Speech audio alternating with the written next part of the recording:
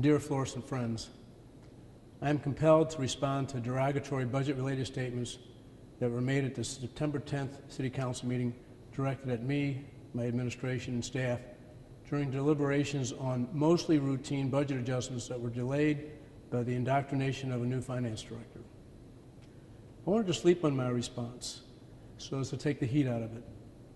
You know, I signed up for criticism, and I absorb it in stride most of the time, but when efforts are made to distort the record, it's time for your mayor to speak out. Last year, my administration offered a proposed budget that was balanced and sustainable. Unfortunately, the City Council chose a different path, creating a dogmatic and rigid approach and abandoning decades of success that allowed for prudent discretion. Without flexibility, the Council's budget vision demanded significant cuts in personnel without sacrificing services. I rejected this mission impossible and asked that my original budget proposal be revisited. In frustration, a better-than-nothing budget was passed with inadequate overtime and other flaws, which added to the challenge of delivering services. I returned the 2018 budget unsigned with a cautionary note that is a matter of public record.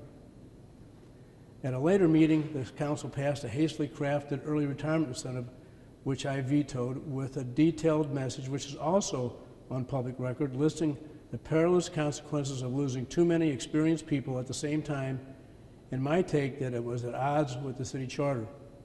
The Council overrode my veto. There was a provision in the early retirement ordinance that interfered with the mayor's ability to replace the retired personnel, which I considered another mission impossible. The city charter does not give the Council that administrative power. This impasse created conflict and tension between these two branches of government. After the early retirement plan was passed, and I had expressed my opposition, and it was time for experienced employees to leave, I rolled up my sleeves, accepted the challenge without complaint, and went to work. We had to rebuild a workforce that lost 500 years of experience overnight, including 3 department heads, 2 field superintendents, and almost an entire finance department. Out of respect for the City Council, I did try to make a concerted effort to reduce staff by eliminating 2 full-time positions in Public Works, 2 in Parks, 3 in Administration, and Recreation Director Cheryl Thompson stepped up to act as acting Parks Director without filling her former position for 4 months. I am proud of the outstanding effort all members of the administration have put forth to rebuild from the loss of 5 centuries of experience overnight.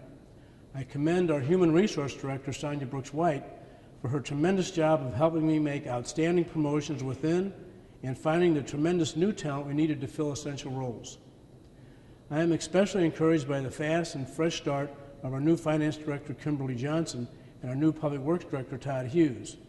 I am confident that Kimberly, with the assistance of all the staff members, will be successful in helping both the administration and the Council navigate through a troubled course to a successful budget discussion for next year. I am also excited by the development of a larger and stronger Internet technology team headed by Steve Weismiller. Since I became mayor in 2011, we have had a significant decrease in revenue from the transition of land phone lines to cellular and other dynamics beyond our control that has compromised our revenue stream. But having said that, under my leadership, we have also received the support of our voters for several increases in needed revenue streams, with Proposition S for safe streets, A&R for code enforcement, Prop P for public safety. I am currently working very hard to promote the passage of Prop D for Missouri's transportation infrastructure, of which Florissant will receive additional revenue.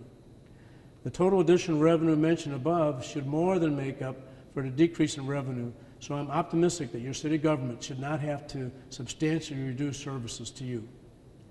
My pledge to the people of Florissant is to do everything in my power as chief executive of your city government to continue to deliver all of the services that you have come to appreciate and expect. That has been the goal I have been fighting to achieve for almost 40 years, and I will never stop fighting for the beautiful city of Florissant. Thank you.